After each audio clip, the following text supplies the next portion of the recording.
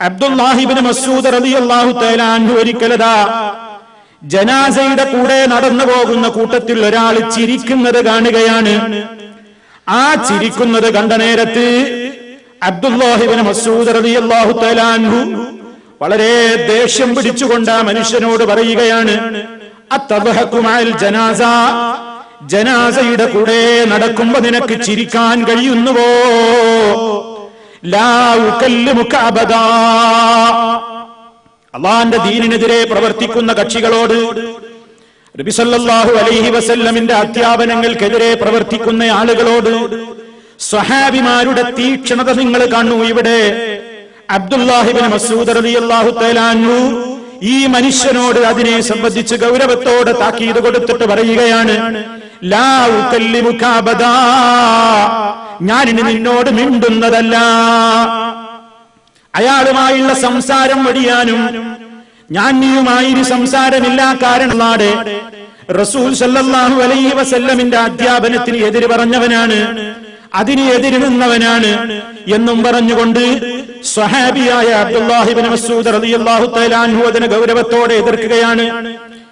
എത്രത്തോളം പണ്ഡിതന്മാര് രേഖപ്പെടുത്തുകയാണ്, കരിഹൽ ഉലമാഉ, പണ്ഡിതന്മാര് വെറുത്തിട്ടുണ്ട്, അൻ യതകല്ലമ അഹദുൻ ഫിൽ ജനാസ, ജനാസയുടെ കൂടെ പ്രിയപ്പെട്ടവരെ നമ്മൾ നടന്നു പോകുമ്പോ, നമ്മളൊരു മരണ വീട്ടിലാവട്ടെ, അതല്ലെങ്കിൽ ഖബർസ്ഥാനിലേക്ക് ജനാസയുടെ പിന്നാലെ പോകുമ്പോഴാവട്ടെ, സംസാരിക്കാനേ പാടില്ല.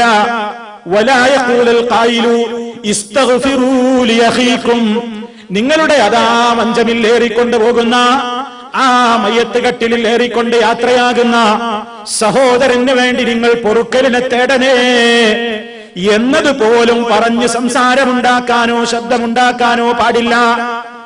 ഫഖദ് സമിഅ അബ്ദുല്ലാഹി ഇബ്നു ഉമർ റളിയല്ലാഹു അൻഹുമാ, ഇബ്നു ഉമർ റളിയല്ലാഹു തആല അൻഹു മഹാനവറുകൾ ഒരിക്കൽ കേട്ടു, റജുലൻ, ഒരാളദാ ഫീ ജനാസത്തിൻ യസീഹു, ഒരു ജനാസയുടെ അടുക്കൽ ഹാജരായപ്പോൾ, ഒരു ജനാസയുമായി പോകുന്ന നേരത്ത് ഒരു മനുഷ്യൻ ഇങ്ങനെ ഉറക്കെ വിളിച്ചു പറയുന്നത് ഇബ്നു ഉമർ റളിയല്ലാഹു അൻഹുവിന്റെ ശ്രദ്ധയിൽപ്പെടുകയാണ്. എന്താണ് അയാൾ വിളിച്ചു പറയുന്നത്? ഇസ്തഗ്ഫിറൂ ലിഅഖീകും, നിങ്ങളുടെ ഈ മരണപ്പെട്ട സഹോദരന് വേണ്ടി നിങ്ങൾ പൊറുക്കലിനെ തേടണേ എന്ന് ഉറക്കെ വിളിച്ചു പറഞ്ഞപ്പോ ഇബ്നു ഉമർ റളിയല്ലാഹു തആല അൻഹുമാ ഈ മനുഷ്യനോട് പറയുകയാണ്, ദേഷ്യം പിടിച്ചിട്ട് പറയുന്നു, ലാ ഗഫറല്ലാഹു ലക്, അല്ല നിനക്ക് പൊറുത്തു തരാതിരിക്കട്ടെ, അല്ല നിന്നോട് പൊറുക്കാതിരിക്കട്ടെ എന്ന് പറയുന്നത് ഗൗരവത്തിൽ പറഞ്ഞതാണ്. അഥവാ ഈ സമയം മൗനം പാലിക്കേണ്ട നേരമാണ്. മരണചിന്തയിൽ മനസ്സിങ്ങനെ മഥിച്ചുകൊണ്ട് ആ പോകുന്ന മനുഷ്യന്റെ സ്ഥിതി എന്താണ്, ഇനി ഞാൻ എന്റെ സ്ഥിതി എന്താണ്, ഈ രണ്ടുപേരുടെയും പാരത്രികമായ ലോകത്തിന്റെ സ്ഥിതി എന്താണ്, ഇങ്ങനെ മരണചിന്തയെ സംബന്ധിച്ച്, മരണാനന്തരം അഭിമുഖീകരിക്കേണ്ടി വരുന്ന ഖബറിലെ സ്ഥിതിഗതികളെ സംബന്ധിച്ച്, മഹ്ശറിനെ സംബന്ധിച്ച്, ഇതൊക്കെ ചിന്തിച്ചുകൊണ്ട് മനസ്സ് ശാന്തമായി സമാധാനത്തോടെ മൗനമായി കൊണ്ട് നടക്കേണ്ട സ്ഥാനത്ത് ഇസ്തഗ്ഫിറൂ ലിഅഖീകും, അവന് വേണ്ടി പൊറുക്കലിനെ ചോദിക്കൂ എന്ന് പറഞ്ഞുകൊണ്ട് ശബ്ദമുണ്ടാക്കുന്നത് പോലും, അങ്ങനെ പറഞ്ഞുകൊണ്ട് സംസാരിക്കുന്നത് പോലും വെറുക്കപ്പെട്ട സംഗതിയാണെന്ന് സ്വഹാബത്ത് നമുക്ക് പഠിപ്പിച്ചു തരുന്നു. എന്താ നമ്മൾ ആലോചിച്ചു നോക്കിയപ്പോ എന്തെങ്കിലും ഉണ്ടോ? ആ മരിച്ചുപോയ സഹോദരന് വേണ്ടി പൊറുക്കലിനെ ചോദിക്കൂന്ന ഒരാൾ പറയുന്നത് തെറ്റുണ്ടോ? പക്ഷേ ആ സമയം അത് പറയാൻ കൽപ്പിക്കപ്പെട്ട നേരമല്ല. മൗനം പാലിച്ച് നടക്കാൻ പറഞ്ഞിടത്ത് മൗനം പാലിച്ച് നടക്കണം. ശാന്തഗംഭീരമാകേണ്ട സ്ഥാനത്ത് ശാന്തഗംഭീരമായിരിക്കണം.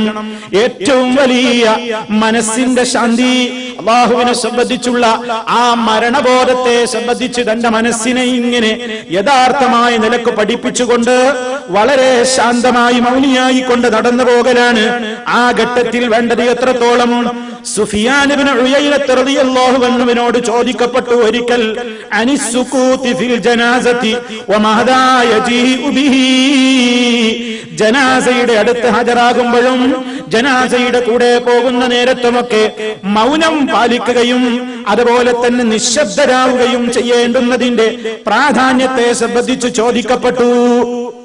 എങ്ങനെയൊക്കെയാണ് അത് പാലിക്കേണ്ടത്, എങ്ങനെയൊക്കെയാണ് നമ്മൾ ആ മര്യാദ ശ്രദ്ധിക്കേണ്ടത് എന്ന ചോദ്യത്തിന് മഹാനവറുകൾ പറയുന്നത്, അന്ത്യനാളിൽ നിന്റെ സ്ഥിതി നീ ഓർക്കണം. ഖിയാമത്ത് നാളിൽ പടച്ച തമ്പുരാന്റെ കോടതിയിലേക്കതാ ജനകോടികൾ മുഴുവനും ഒഴുകി വരുമ്പോഴും അവിടെ ഒരാൾ മിണ്ടുന്നില്ലല്ലോ, അവിടെ ഒരാൾ സംസാരിക്കുന്നില്ലല്ലോ. എല്ലാവരും മൗനികളായിക്കൊണ്ട് പേടിച്ചരണ്ട ഖൽബുമായിക്കൊണ്ട് വഖശഅത്തിൽ അസ്വാതു ലിർറഹ്മാനി ഫലാ തസ്മഉ ഇല്ലാ ഹംസാ. അല്ലാഹു വിശുദ്ധ ഖുർആനിൽ കൃത്യമായി തന്നെ രേഖപ്പെടുത്തുകയാണ് വഖശഅത്തിൽ അസ്വാതു ലിർറഹ്മാൻ. പരമകാരുണികനായ അല്ലാഹുവിന്റെ മുമ്പിൽ എല്ലാ ശബ്ദങ്ങളും ഭയവിഹ്വലമായി കൊണ്ട് പതുങ്ങിയിരിക്കുന്നു. അവിടെ ഒന്നും കേൾക്കാനില്ല. ജനകോടികൾ ഒഴുകുന്ന പരലോകത്ത് ആർക്കും ഒന്നും സംസാരിക്കാനില്ല, സംസാരത്തിന്റെ ബഹളങ്ങളില്ല. പടച്ച തമ്പുരാന്റെ മുമ്പിൽ നിൽക്കുമ്പോ ഫലാ തസ്മഉ ഇല്ലാ ഹംസാ, കാൽപെരുമാറ്റമല്ലാത്ത ഏതാനും ചില ആ നിലക്കുള്ള ചില ചെറിയ ചെറിയ നീക്കങ്ങളല്ലാത്ത ഒന്നും അവിടെ കേൾക്കുന്നതല്ല. ഇതുപോലെ നീ ജനാസയുടെ കൂടെയാകുമ്പോ വളരെ ശാന്തനാവണം, മൗനിയാവണം. നിന്റെ ദിക്റ് കൊണ്ടോ ഖുർആൻ പാരായണം കൊണ്ടോ അതല്ലെങ്കിൽ സ്വലാത്ത് കൊണ്ടോ മറ്റേതെങ്കിലും വർത്തമാനങ്ങൾ കൊണ്ടോ ശബ്ദം ഉയർത്തിക്കൂടാ, സംസാരിച്ചുകൂടാ. നിങ്ങൾ നോക്കൂ, ഖത്താദ റളിയല്ലാഹു തആല അൻഹു പറയുകയാണ്, അബൂദർദാ റളിയല്ലാഹു തആല അൻഹു എന്ന സഹാബിയെ സംബന്ധിച്ചു പറയുന്നു, അദ്ദേഹത്തിനും ഉണ്ടായി ഒരിക്കൽ ഒരു അനുഭവം. അദ്ദേഹം ഒരു ജനാസയുടെ കൂടെ പോകുമ്പോ അതാ നളറയില റജുലിൻ യദ്ഹഖു ഫീ ജനാസത്തിൻ, ജനാസയുടെ കൂടെ നടക്കുകയായിട്ട് പോലും ചിരിക്കുന്നത് കാണുകയാണ്. നിങ്ങൾ ഇന്നതാ നമുക്ക് ധാരാളം അത് കാണാമല്ലോ. ജനാസ സന്ദർശിക്കാൻ ചെന്ന വീട്ടിലാണെങ്കിൽ ആ മയ്യത്തൊരു കാണൽ ചടങ്ങാണ് പലർക്കും ഇന്ന് ചടങ്ങ്. അതിങ്ങനെ കണ്ടു കഴിഞ്ഞതിന്റെ ശേഷം പിന്നെ ഏതാ ദുന്യാവിന്റെ വർത്തമാനങ്ങൾ പറയുകയാണ്. വെറുതെ ഇരുന്നു കൊണ്ട് പലപ്പോഴും തമാശ പറയുകയാണ്. തമാശകൾ പലപ്പോഴും പുഞ്ചിരിയിലേക്കും, പുഞ്ചിരി ചിലപ്പോൾ പൊട്ടിച്ചിരിയിലേക്കും, അങ്ങനെ പല അവസ്ഥകളിലേക്കുമൊക്കെ നീങ്ങുമ്പോ ഇത് വളരെ ഗൗരവത്തോടെ മുസ്ലിമെ ശ്രദ്ധിക്കേണ്ടതാണ്. നമ്മൾ അതാണ് ജനങ്ങളെ പഠിപ്പിച്ചുകൊണ്ടിരിക്കുന്നത്. അതല്ലാതെ ഖുർആനോദരുതെന്ന് പറഞ്ഞിട്ട് ഖുർആനോത്ത് നിർത്തിവെച്ചിട്ട് അതല്ലെങ്കിൽ ജനാസയുടെ കൂടെ പോകുമ്പോ ലാ ഇലാഹ ഇല്ലല്ലാഹ് എന്ന ദിക്ർ ചൊല്ലൽ നിർത്തിവെച്ചിട്ട് നീ രാഷ്ട്രീയം പറഞ്ഞോ, മറ്റു വർത്തമാനങ്ങൾ പറഞ്ഞോ, പത്രം വായിച്ചോ, അതല്ലെങ്കിൽ മറ്റേതെങ്കിലും കാര്യങ്ങളെ സംബന്ധിച്ച് ചർച്ച ചെയ്തോളൂ എന്ന് ജനങ്ങളോട് നമ്മൾ ഒരിക്കലും പഠിപ്പിച്ചിട്ടില്ല. അങ്ങനെയാണ് നമ്മൾ പഠിപ്പിക്കുന്നത് എന്ന് വരുത്തി തീർക്കാൻ വേണ്ടി ചില കുബുദ്ധികൾ പ്രസംഗിക്കുന്നുണ്ട്, ലേഖനം എഴുതുന്നുണ്ട്. സങ്കടമുണ്ട് പ്രിയപ്പെട്ടവരെ. ചില മുസ്ലിയാക്കന്മാർ പ്രസംഗിക്കുകയാണ്, മുജാഹിദ് മൗലവിമാർക്ക് മരിച്ച വീട്ടിൽ വെച്ച് ഖുർആൻ ഓതുന്നതേ തകരാറുള്ളൂ, അവിടെ വെച്ച് മാതൃഭൂമി വായിക്കാം, ദേശാഭിമാനി വായിക്കാം, ചന്ദ്രികാ പത്രം വായിക്കാം, മനോരമ വായിക്കാം, രാഷ്ട്രീയം പറയാം, അള്ളാന്റെ ഖുർആൻ ഓതുന്നത് മാത്രമേ ഈ വർഗത്തിന് വെറുപ്പുള്ളൂ എന്ന് നാണമില്ലാതെ ആരോപണം ഉന്നയിച്ചുകൊണ്ട് പ്രസംഗിക്കുന്നു. എത്ര ഗുരുതരമാണ് പ്രിയപ്പെട്ടവരെ. നമ്മൾ പറഞ്ഞു, നിങ്ങൾ മരിച്ച വീട്ടിൽ ചെന്നാൽ ഖുർആൻ ഓതരുത്, അത് നബി സല്ലല്ലാഹു അലൈഹി വസല്ലമിന്റെ മാതൃകയല്ല എന്ന് പഠിപ്പിച്ചിട്ടുണ്ട്. ജനാസയുടെ സമീപത്ത് ചെന്നാൽ എന്താണ് ചെയ്യേണ്ടത് എന്നും നമ്മൾ പഠിപ്പിച്ചിട്ടുണ്ട്. പക്ഷേ അതിന്റെ അർത്ഥം ഖുർആൻ ഓതരുതെന്ന് പറഞ്ഞാൽ മറ്റു വർത്തമാനങ്ങൾ പറയണമെന്നാണോ, മറ്റു കാര്യങ്ങൾ സംസാരിക്കണമെന്നാണോ? അങ്ങനെയൊക്കെ ഗവേഷണം ചെയ്തെടുത്തിട്ട് സാധാരണക്കാരായ ആളുകൾക്ക് ഈ പ്രസ്ഥാനത്തിന്റെ ആളുകളോട് വെറുപ്പ് ഉണ്ടാക്കി തീർക്കാനുള്ള കുതന്ത്രങ്ങൾ പലരും മെനയുമ്പോ പെട്ടുപോകരുത് എന്ന് പ്രിയപ്പെട്ട ശ്രോതാക്കളോട് ഓർമ്മപ്പെടുത്തുകയാണ്. അതുപോലെ തന്നെ ജനാസയുടെ കൂടെ പോകുമ്പോഴും അവർക്ക് ദിക്റിനോടാണ് വെറുപ്പ്. കാരണം ഖുർആൻ പറഞ്ഞിട്ടുണ്ട് പോലും, ഇന്നഹും കാനൂ ഇദാ ഖീല ലഹും ലാ ഇലാഹ ഇല്ലല്ലാഹു യസ്തക്ബിറൂൻ. അറേബ്യൻ മുശ്രിക്കുകളെ കുറിച്ചിറങ്ങിയ ആയത്താണത്. ആ മുശ്രിക്കുകളോട് ലാ ഇലാഹ ഇല്ലല്ലാഹ് എന്ന് പറയപ്പെട്ടാൽ അവരതാ അഹങ്കാരികളായി തിരിഞ്ഞു നടക്കുന്നു എന്ന് മുശ്രിക്കീങ്ങളെ സംബന്ധിച്ചു പറഞ്ഞ ആയത്ത്. അതാ മുജാഹിദിന്റെ സ്വഭാവമാണത്. ജനാസയുടെ കൂടെ നിങ്ങൾ ലാ ഇലാഹ ഇല്ലല്ലാഹ് ചൊല്ലൂ എന്ന് പറഞ്ഞാൽ മുജാഹിദുകൾക്ക് വെറുപ്പാണെന്ന് ഖുർആൻ പറയുന്നു എന്ന് പറഞ്ഞ് ഖുർആനിനെ എടുത്ത് ദുർവ്യാഖ്യാനിക്കുന്ന കക്ഷികൾ പോലും സങ്കടത്തോടുകൂടെ പറയേണ്ടി വരുന്നു. ഈ രൂപത്തിലാണ് ആരോപണങ്ങൾ പറഞ്ഞുകൊണ്ടിരിക്കുന്നത്. പ്രിയപ്പെട്ടവരെ, ആ നിലക്ക് നിങ്ങൾ അങ്ങനെ ദിക്ർ ചെല്ലണ്ടെന്ന് പറഞ്ഞ വേറെ വർത്താനം പറഞ്ഞു എന്നല്ല ഇതിന്റെ അർത്ഥം. ദിക്ർ പോലും ശബ്ദമുയർത്തിക്കൂടായെങ്കിൽ, ഖുർആൻ കൊണ്ട് ശബ്ദമുയർത്തിക്കൂടായെങ്കിൽ, സ്വലാത്ത് കൊണ്ട് ശബ്ദമുയർത്തിക്കൂടായെങ്കിൽ, ബുദ്ധിയുള്ളവൻ മനസ്സിലാക്കുക എന്താണ് അതുപോലും പാടില്ലാത്ത സന്ദർഭമാണിതെങ്കിൽ ഞാൻ മൗനം പാലിക്കണമല്ലോ, മറ്റു വർത്തമാനങ്ങൾ പറയാൻ പാടില്ലല്ലോ, ഞാൻ ചിരിച്ചുകൂടല്ലോ. എങ്ങനെ ചിരി വരാനാണ് ജനാസയുടെ കൂടെ പോകുമ്പോ? അതാണ് ഖത്താദ റളിയല്ലാഹു തആല അൻഹു സംഭവം ഓർമ്മപ്പെടുത്തുന്നത്. അതാ അബൂ ദർദാ റളിയല്ലാഹു തആല അൻഹു ഒരിക്കൽ ഒരു ജനാസയുടെ കൂടെയായപ്പോ ഒരാൾ ചിരിക്കുന്നത് അദ്ദേഹത്തിന്റെ ശ്രദ്ധയിൽ പെടുന്നു. ഫഖാല ലഹു, മഹാനവറുകൾ ആ മനുഷ്യനെ വിളിച്ചുകൊണ്ട് ഉടനെ തിരുത്തി കൊടുക്കുകയാണ്. അമാ കാന ഫീമാ റഅയ്ത മിൻ ഹൗലിൽ മൗതി മാ യുശ്ഗിലുക അനിൽ ദഹ്കി, നീ മരണത്തിന്റെ ഈ ഭീകരമായ ഈ ദൃശ്യങ്ങളും അവസ്ഥകളും ഈ സാഹചര്യങ്ങളും ഒക്കെ കണ്ടിട്ടും നിനക്ക് ചിരി മതിയാക്കാനായിട്ടില്ലേ? നിനക്കെങ്ങനെ ചിരിക്കാനാകുന്നു? അപ്പോകുന്ന മനുഷ്യനെ കണ്ടില്ലേ? എങ്ങോട്ടാണ് ആ യാത്ര? നിനക്കും ഇതുപോലെ കിടന്ന് ഈ വാഹനത്തിൽ പോകണ്ടേ? അവസാന യാത്ര ഇതാ, അവസാന വാഹനപ്പുറത്തേറി പോകുന്നത് കാണുമ്പോഴും ചിരിക്കാൻ നിനക്കെങ്ങനെ സാധ്യമാകുന്നു? നമ്മൾ നമ്മുടെ മനസ്സിനെ പഠിപ്പിക്കേണ്ട ചോദ്യമാണത്. മഹാന്മാരായ സ്വഹാബത്തും താബീഈങ്ങളുമൊക്കെ അതാ ജനാസയുടെ കൂടെ ആകുമ്പോ, മരണപ്പെട്ട വീട്ടിലാവട്ടെ, ജനാസ അടക്കുന്ന ഖബറിന്റെ ചുറ്റുമാകട്ടെ, അതല്ലെങ്കിൽ ജനാസയുടെ കൂടെ യാത്ര പോകുന്ന നേരത്തോ ആകട്ടെ, ഏറ്റവും ഇഷ്ടപ്പെട്ട ആളുകളെ കണ്ടെത്തിയാൽ പോലും വിദേശത്ത് നിന്ന് വന്നെത്തിയ ഒരു സഹോദരനാണ്, നാളുകളോളമായി ആ സഹോദരനെ ഞാൻ കണ്ടുമുട്ടിയിട്ട്, ഞാൻ അയാളെ കണ്ടുമുട്ടിയത് ഒരു മരണ വീട്ടിൽ വെച്ചാണ്, അതല്ലെങ്കിൽ ജനാസയുടെ കൂടെ നടക്കുമ്പോഴാണ്, അതല്ലെങ്കിൽ ഖബറിന്റെ സമീപത്ത് വെച്ചാണെങ്കിൽ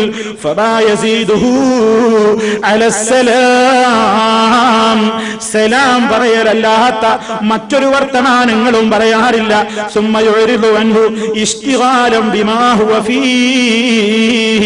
ഈ ഗൗരവം മനസ്സിലാക്കിക്കൊണ്ട് മറ്റ് സംസാരങ്ങളിൽ നിന്ന് വിട്ടുനിൽക്കലായിരുന്നു അവരുടെ പതിവ്. പറഞ്ഞു മനസ്സിലായോ? നമുക്കൊക്കെ ഉണ്ടാകുന്ന ഒരു സംഭവ. നമ്മൾ ചിലപ്പോൾ കുറെ കാലം കഴിഞ്ഞിട്ട്, അല്ലെങ്കിൽ കുറച്ച് കാലങ്ങളോളമായിട്ട് കാണാത്ത ഒരു സ്നേഹിതനെ ഒരു മരണ വീട്ടിൽ വെച്ചാവും കാണുന്നത്, ജനാസയുടെ അരികിൽ വെച്ച്, അല്ലെങ്കിൽ ജനാസയുടെ കൂടെ ഇങ്ങനെ നടക്കുമ്പോഴാവും ശ്രദ്ധയിൽപ്പെടുന്നത്, അല്ലെങ്കിൽ ഖബർസ്ഥാനിൽ സംസ്കരണ ചടങ്ങുകൾ നടക്കുന്നതിനിടക്കാവും കാണുന്നത്. ആ നേരത്തെ ഒരാളോട് കുശലം പറയാൻ പോകണ്ടാണ്. ആ നേരത്ത് സ്വഹാബത്തും താബീഈങ്ങളും ഒക്കെ അങ്ങനെ ഒരാളെ കുറെ കാലങ്ങൾക്ക് ശേഷം കണ്ടുമുട്ടിയാലും അസ്സലാമു അലൈക്കും എന്ന് മുസ്ലിമീങ്ങൾ പരസ്പരം കണ്ടുമുട്ടുമ്പോഴുള്ള പ്രാഥമിക മര്യാദ സലാം പറയലിൽ ഒതുക്കലല്ലാത്ത മറ്റു കുശലാന്വേഷണങ്ങളൊന്നും, നീ എത്ര കാലമായി വന്നിട്ട്, എന്നാണ് ഇനി മടങ്ങി പോകുന്നത്, എന്താ നിന്റെ കുടുംബ വിശേഷങ്ങൾ, സുഖം തന്നെയല്ലേ, എത്ര മക്കളുണ്ട്, എന്താണ് മറ്റു കാര്യങ്ങൾ, ഇതൊന്നും ചോദിക്കാൻ അവർക്ക് മനസ്സ് വന്നിരുന്നില്ല. കാരണം സ്നേഹമില്ലാത്തത് കൊണ്ടല്ല, കിബിർ കൊണ്ടല്ല, അഹങ്കാരം കൊണ്ടല്ല. ഇപ്പൊ അതൊന്നും ചോദിക്കേണ്ട നേരമല്ലല്ലോ. എന്റെ സഹോദരനല്ലേ ഖബറിലേക്ക് പോകുന്നത്, എന്റെ സഹോദരനല്ലേ ഖബറിൽ വെക്കപ്പെട്ടിരിക്കുന്നത്, എന്റെ സഹോദരനല്ലേ മരിച്ചു കിടക്കുന്നത്. അല്ലാ, എന്താണ് ആ മനുഷ്യന്റെ അവസ്ഥ? ഞാൻ ആ സ്ഥാനത്താകുമ്പോ എന്റെ അവസ്ഥ എന്തായിരിക്കും അല്ലാ എന്നോർത്തുകൊണ്ട് ചിന്തിക്കേണ്ട നേരമായതുകൊണ്ട് മറ്റു വർത്തമാനങ്ങളിലേക്കൊന്നും തീരെ കടന്നുപോയിക്കൂടാ. ഇതാണ് സ്വഹാബത്തിന്റെ പതിവ്. ഈ ചരിത്രങ്ങളൊക്കെ എടുത്തുദ്ധരിച്ചിട്ട് മഹാന്മാരായ പണ്ഡിതന്മാര് പറയാണ് നമ്മളോട്. ഞാൻ ഈ വായിച്ചതും കേൾപ്പിച്ചതും അല്ലാത്തതുമായ ഒട്ടേറെ സംഭവങ്ങൾ ഗ്രന്ഥങ്ങളിൽ നമുക്ക് കാണാം. ചരിത്രങ്ങളിൽ ഇങ്ങനെ മഹാന്മാരായ സ്വഹാബിമാരും താബീഈങ്ങളും ഒക്കെ മരണ വീട്ടിൽ അവരുടെ അച്ചടക്കം, ജനാസയുടെ കൂടെ അവരുടെ അച്ചടക്കം, ജനാസ സംസ്കരണത്തിന്റെ ഘട്ടത്തിൽ അവരുടെ അച്ചടക്കം, ഇതൊക്കെ ധാരാളക്കണക്കിന് ഉദാഹരണങ്ങൾ എടുത്തുദ്ധരിച്ചുകൊണ്ട് പണ്ഡിതന്മാർ രേഖപ്പെടുത്തുകയാണ്. ഫഹാദാ അറിയണേ ജനങ്ങളെ, മുൻഗാമികളായ നമ്മുടെ നേതാക്കന്മാർക്ക് മിനൽ മൗതി, മരണത്തെ സംബന്ധിച്ചുള്ള പേടി ഇത്രത്തോളം ഉണ്ടായിരുന്നു.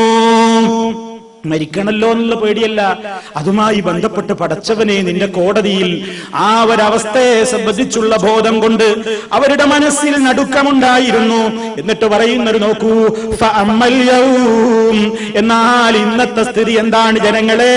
ഫഗാലിബു മൻ തറാഹു, അതാ ഭൂരിപക്ഷം ജനങ്ങളെയും ഇന്ന് നിനക്ക് കാണാം, യശ്ഹദുൽ ജനാസ, അവൻ ജനാസയുടെ അടുക്കൽ ഹാജരാകുന്നു, അവൻ ജനാസയുടെ കൂടെ ഉണ്ടാകുന്നു. പക്ഷേ അപ്പോഴും യൽഹൂൻ, അവൻ തമാശയിലാണ്, വയൽഹകൂന, അവൻ ചിരിച്ചുകൊണ്ടിരിക്കുകയാണ്. അതുപോലെ തന്നെ സാമ്പത്തികമായ കാര്യങ്ങളെ പറ്റി അവൻ ആലോചിച്ചു കൊണ്ടിരിക്കുകയാണ്. ഒരു മാർക്കറ്റിൽ വെച്ച് സംസാരിക്കും പോലെ കച്ചവട കാര്യങ്ങളും അതിന്റെ പുരോഗതിയും അതിന്റെ നേട്ടകോട്ടങ്ങളും, അങ്ങനെ ദുന്യാവിന്റെ കാര്യങ്ങൾ സംസാരിക്കുവാൻ തെല്ലും മടിയില്ലാത്ത ഒരു കാലമായി പോയല്ലോ ഇന്നത്തെ സ്ഥിതി എന്ന് ഈ പണ്ഡിതൻ ഇതൊക്കെ ഉദ്ധരിച്ചിട്ട് വളരെ ദുഃഖത്തോടുകൂടി അദ്ദേഹത്തിന്റെ വിഷമം പങ്കുവെക്കുന്നു. ആളുകൾക്ക് മക്ബറയിൽ വെച്ച് പോലും അഥവാ ജനാസ ഖബറടക്കുന്നിടത്ത് വെച്ച് പോലും ഗീബത്ത് പറയാനോ ചിരിക്കാനോ, അതുപോലെ തന്നെ ജനാസയുടെ പിന്നാലെ പോകുമ്പോഴും മരണ വീട്ടിൽ വെച്ചും അത് ജനാസ അടക്കുന്ന സ്ഥലത്ത് ദൂരെ മാറി നിന്നിട്ടുമൊക്കെ പുകവലിക്കുന്ന ആളുകളില്ലേ? പുകവലി ഏത് സമയത്തും പാടില്ലാത്ത ഒരു കാര്യമാണ്. പക്ഷേ ആ നികൃഷ്ടമായ സംഗതി ജനാസയുടെ കൂടെ പുകവലിച്ചുകൊണ്ട് നീങ്ങുന്ന ആളുകളുണ്ട്. അതുപോലെ തന്നെ പലരും പറയുന്ന ആളുകളുണ്ട്, മൊബൈൽ എടുത്തുകൊണ്ട് സംസാരിക്കുന്നവരുണ്ട്, മൊബൈൽ എടുത്തുകൊണ്ട് വിശേഷം പറയുന്നവരുണ്ട്. അതേപോലെ തന്നെയുള്ള ഒട്ടേറെ കാര്യങ്ങൾ ഇന്നതാ മരണ വീട്ടിൽ സന്ദർശിക്കാൻ ചെന്നാൽ അവിടെയും അവന്റെ മൊബൈലിൽ നിന്ന് സംഗീതമാണ് ഉതിരുന്നത്. ജനാസയുടെ കൂടെ പോകുമ്പോ സംഗീതമാണ് ഉതിരുന്നത്. നിസ്കാരത്തിന്റെ വേളയിൽ സംഗീതമാണ് പുറത്തു വരുന്നത്. അതാ ഖബർസ്ഥാനിൽ ഖബറടക്കം നടന്നുകൊണ്ടിരിക്കുമ്പോഴും ഈ മനുഷ്യന്റെ മനസ്സിൽ അതാ പിന്നെയും ദുന്യാവിന്റെ മോഹങ്ങൾ ഉൽപ്പാദിപ്പിക്കുന്ന നിലക്കുള്ള ചിന്തകൾ ഉദ്ദീപിപ്പിക്കുന്ന ആ വർത്തമാനങ്ങൾ അടങ്ങുന്ന കാര്യങ്ങൾ, അവിടെയും സംഗീതത്തിന്റെ ശബ്ദങ്ങൾ. ആ രൂപത്തിലൊക്കെ മനുഷ്യൻ ഇന്ന് ദുന്യാവുമായിട്ട് വല്ലാതെ കെട്ടുബന്ധങ്ങളായി പോയി. മുൻഗാമികൾ അങ്ങനെയല്ല. കാരണം പണ്ഡിതന്മാര് പറയാനില്ലേ, അന്ന ജനായിസഹും കാനത്ത് അലാ ഇൽതിസാമിൽ അദബ്, അവരുടെ ജനാസകളൊക്കെ അവരുടെ ആ രൂപത്തിലുള്ള പ്രവർത്തനങ്ങളൊക്കെ വളരെ അദബോടെയായിരുന്നു, വളരെ അടക്കത്തോടെയായിരുന്നു, വളരെ ഭക്തിയോടെയായിരുന്നു, വളരെ വിനയത്തോടു കൂടിയായിരുന്നു. ഹത്താ, എത്രത്തോളം മുൻഗാമികളുടെ സ്ഥിതി എന്താണ്? ഇന്ന സാഹിബൽ മുസീബ കാന ലാ യഅരിഫു മിൻ ബൈനിഹിം ലികസറത്തി ഹുസ്നിൽ ജമീൽ. ഒരു വീട്ടിൽ ചെന്ന് നോക്കിയാൽ, അതല്ലെങ്കിൽ ഒരു ജനാസയുടെ കൂടെയാകുമ്പോ ആരാണ് ഈ മരണപ്പെട്ട വ്യക്തിയുടെ സന്തപ്ത കുടുംബങ്ങൾ എന്ന് പോലും മനസ്സിലാക്കാൻ സാധ്യമല്ലാതിരിക്കുമാറ് വമാഖദഹും മിനൽ ഖലഖി വൽ ഇൻസിയാജി ബിസബബിൽ ഫിക്റതി ഫീമാ ഹും ഇലൈഹി സായിറൂന വഅലൈഹി ഖാദിമൂൻ. അത്രത്തോളം അവരുടെ മനസ്സിൽ ദുഃഖമുണ്ട്. ഒരു വീട്ടിൽ ചെന്ന് നോക്കിയാലേ, മരിച്ച വീട്ടിൽ കയറി നോക്കിയാലേ ആരാണിപ്പോ ഈ മരണപ്പെട്ടയാളുടെ കുടുംബം എന്ന് തിരിയൂല. കാരണം എല്ലാവരുടെ മുഖത്തും ഒരുപോലെ ദുഃഖം, എല്ലാവരുടെ മുഖത്തും വളരെ ശോകമൂകമായ അന്തരീക്ഷം, എല്ലാവരും വളരെ വ്യസനത്തിൽ, എല്ലാവരും വളരെ സങ്കടത്തിൽ. ആരാണ് മരണപ്പെട്ടയാളുടെ ഉറ്റ കുടുംബം മനസ്സിലാക്കാൻ കഴിഞ്ഞിരുന്നില്ല. അത്രത്തോളം മുസ്ലിമീങ്ങൾ അന്ന് ഒറ്റക്കെട്ട്, അത്രത്തോളം മുസ്ലിമീങ്ങൾക്കെന്ന് വലിയ ഒരാളുടെ വേദന സർവരുടെയും വേദന, ഒരാളുടെ മാനസികമായ ദുഃഖം സർവർക്കും മാനസികമായ ദുഃഖമാണ്. ആ നിലക്ക് ഒറ്റക്കെട്ടായി ജീവിച്ച സ്വഹാബാ താബീങ്ങളുടെ കഥ എവിടെ? ഇന്നത്തെ സമുദായത്തിന്റെ സ്ഥിതി എവിടെ എന്ന് വിലപിക്കുകയാണ്, വിഷമം പങ്കുവെക്കുകയാണ് മഹാന്മാരായ പണ്ഡിതന്മാർ. അപ്പൊ മുൻഗാമികളുടെയൊക്കെ സമ്പ്രദായം അതാണ്. ആ സമ്പ്രദായത്തിനെതിരെ ധാരാളം ആളുകൾ നീങ്ങുന്നത് നിനക്ക് കാണാം. ഇമാം നവവി അത് രേഖപ്പെടുത്തുകയാണ്. മുൻഗാമികൾ ചെയ്തു വന്നിട്ടുള്ള നടപടിക്രമം, അതുപോലെ തന്നെ ഏറ്റവും ചൊവ്വായ രൂപം, ഏറ്റവും തെരഞ്ഞെടുക്കപ്പെട്ട രീതിയും എന്താണ്? അസ്സുകൂതു ഫീ ഹാലിസ്സൈരി മഅൽ ജനാസ, ജനാസയുടെ കൂടെ നടക്കുന്ന വേളയിൽ മൗനം പാലിക്കലാണ്. ഫലാ യുർഫഉ സൗത്തുൻ ബിഖിറാഅത്തിൻ വലാ ദിക്രിൻ വലാ ഗൈരി ദാലിക, ഖുർആൻ ഓതുകൊണ്ടോ ദിക്ർ ചൊല്ലിക്കൊണ്ടോ മറ്റേതെങ്കിലും കാര്യങ്ങൾ ഉരുവിട്ടുകൊണ്ടോ ശബ്ദം ഉയർത്തിക്കൂടാ. വൽ ഹിക്മത്തു ഫീഹി ളാഹിറത്തുൻ, അതിലടങ്ങിയ യുക്തി ആർക്കും ചിന്തിക്കാതെ തന്നെ പ്രകടമായി മനസ്സിലാക്കാവുന്ന കാര്യമാണ്. എന്താ യുക്തി? വഹിയ അങ്ങനെ മൗനം പാലിച്ച് നടക്കലാണ് അന്നഹു അസ്കനു ലിഖാതിരിഹി വഅജ്മഉ ലിഫിക്രിഹി ഫീമാ യതഅല്ലഖു ബിൽ ജനാസതി വഹുവൽ മത്ലൂബു ഫീ ഹാദൽ ഹാൽ. ഇത്തരം സന്ദർഭങ്ങളിൽ ജനാസയുമായി ബന്ധപ്പെട്ട കാര്യങ്ങളെക്കുറിച്ച് മാത്രം ചിന്തിച്ച് അവന്റെ മനസ്സിനെ അതുമായി ഉടക്കി നിർത്തി അവന്റെ മനസ്സിന് സമാധാനം കൊടുത്ത് അങ്ങനെ അതുമായി ബന്ധപ്പെട്ട കാര്യങ്ങളിൽ മാത്രം മനസ്സിനെ ശ്രദ്ധ കേന്ദ്രീകരിച്ച് നിർത്തലാണ് ഈ ഘട്ടത്തിൽ വേണ്ടത്.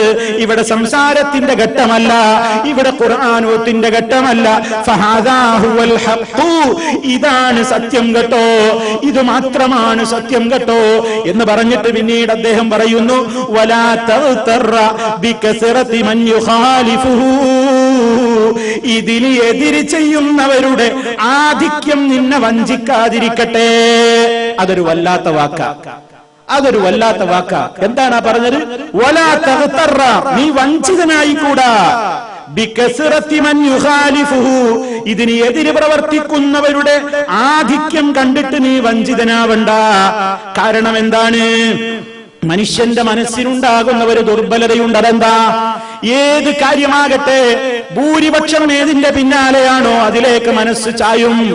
എന്ത് തന്നെ തോന്നിയാസമായാലും, എന്ത് തന്നെ കാര്യമായാലും, എന്ത് തന്നെ സുന്നത്തിന് വിരുദ്ധമായതായാലും, എന്ത് തന്നെ ഇസ്ലാമിനെതിരായുള്ള സംഗതിയാണെങ്കിലും പലപ്പോഴും ആളുകൾ പറയും, ഭൂരിപക്ഷത്തെ നോക്കിയിട്ട് പറയും, അവരൊക്കെ അതിന്റെ പിന്നാലെയില്ലേ, അത്രയും ആളുകൾ അതിന്റെ പിന്നാലെയില്ലേ, പിന്നെ നിങ്ങളായിട്ട് എന്തിന് വിട്ടു നിൽക്കുന്നു, നിങ്ങളായിട്ട് എന്തിന് വേറിട്ട് നിൽക്കുന്നു എന്നും പറഞ്ഞ് ഭൂരിപക്ഷത്തെ ചൂണ്ടിക്കൊണ്ട് സത്യത്തെ അസത്യമാക്കാൻ, ആ സത്യത്തെ സത്യമാക്കാൻ വേണ്ടി പലരും ശ്രമിക്കാറുണ്ട്.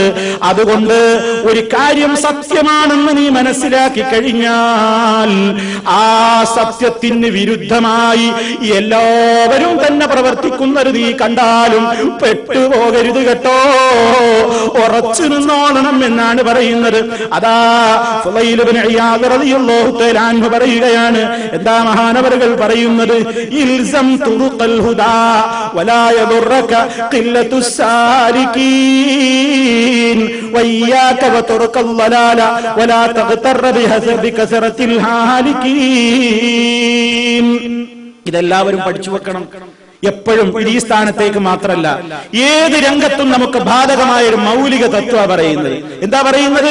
ഇൽസം, നീ മുറുകെ പിടിച്ചോ, നീ ഉറച്ചു നിന്നോളണം, നീ മുറുകെ പിടിച്ചോളണം. തുറുഖൽ ഹുദാ, സന്മാർഗത്തിന്റെ വഴികൾ നീ മുറുകെ പിടിച്ചോളണം. ഹിദായത്തിന്റെ വഴി എന്താണെന്ന് മനസ്സിലായിട്ട് അത് നീ മുറുകെ പിടിച്ചോളണം. വലാ യദുറക ഖില്ലത്തുസ് സാലികീൻ,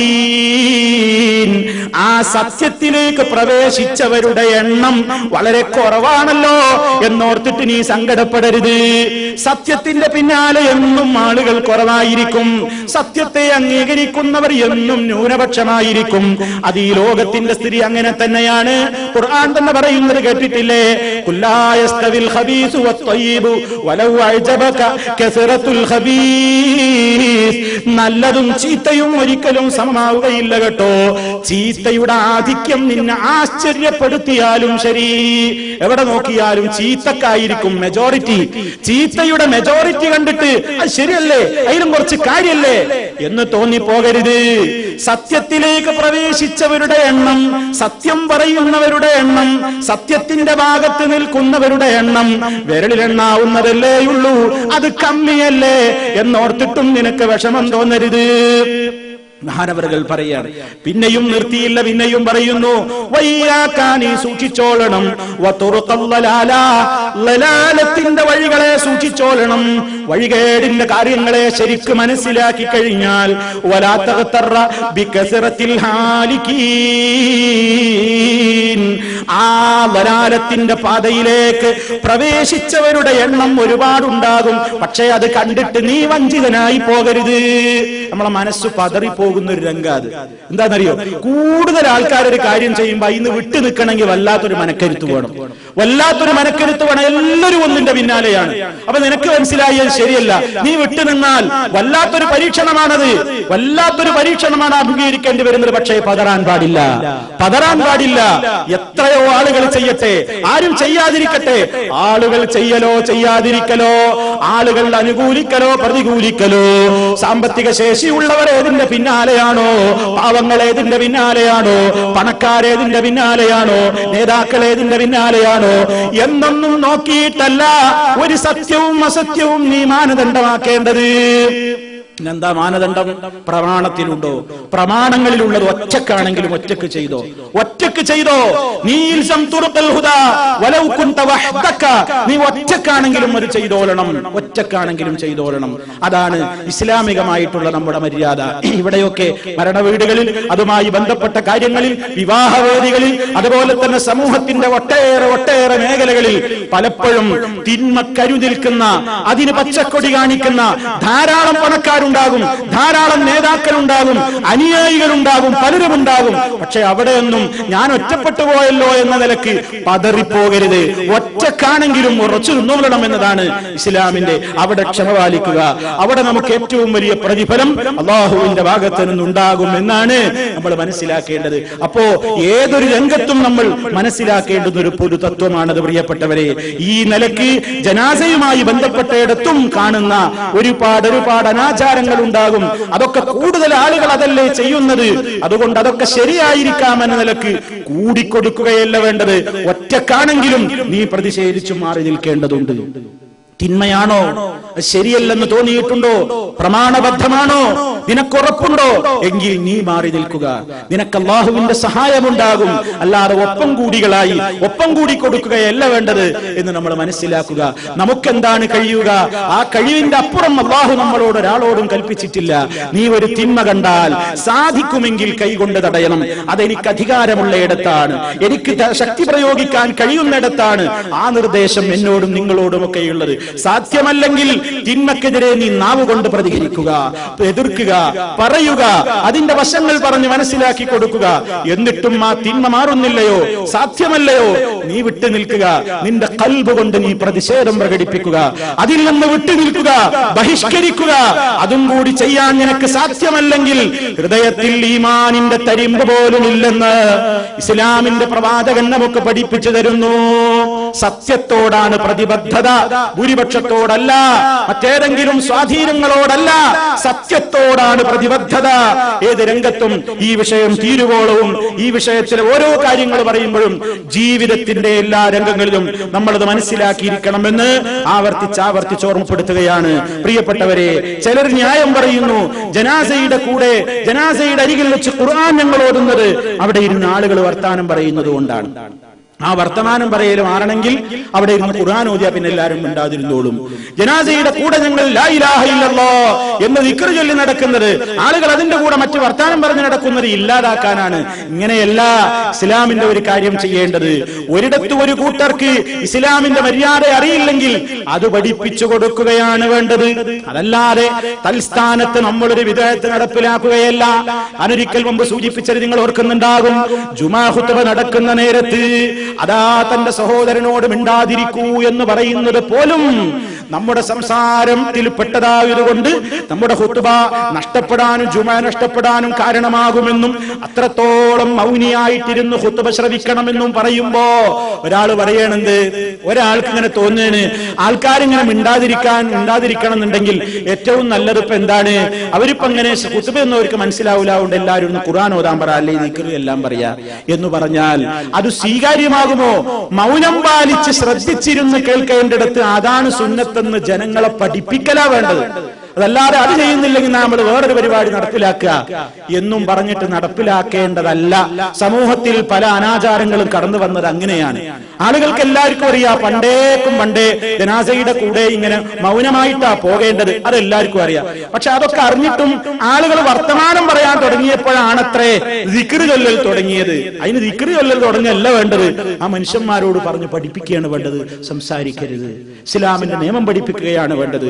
ഒരു നിയമത്തിൽ നിന്ന് ജനങ്ങൾ ജനങ്ങൾ കുതറിമാറുമ്പോ അതില്ലായ്മ ചെയ്യാൻ തൽസ്ഥാനത്ത് മറ്റൊരു വിദഅത്ത് കൊണ്ടുവരലല്ല ഇസ്ലാമിന്റെ അടിസ്ഥാനപരമായ കാര്യങ്ങളിൽ നാം ചെയ്യേണ്ടത്.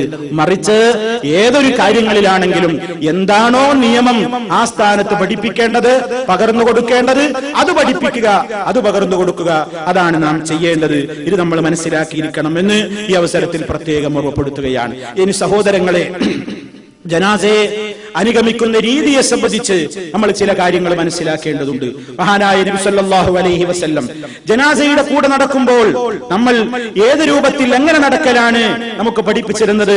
അഥവാ അതിന്റെ മുന്നിൽ നടക്കലാണോ, പിന്നിൽ നടക്കലാണോ, വലതുഭാഗത്ത് നടക്കലാണോ, ഇടതുഭാഗത്ത് നടക്കലാണോ, എങ്ങനെയാണ് ജനാസയുടെ കൂടെ പോകേണ്ടത്?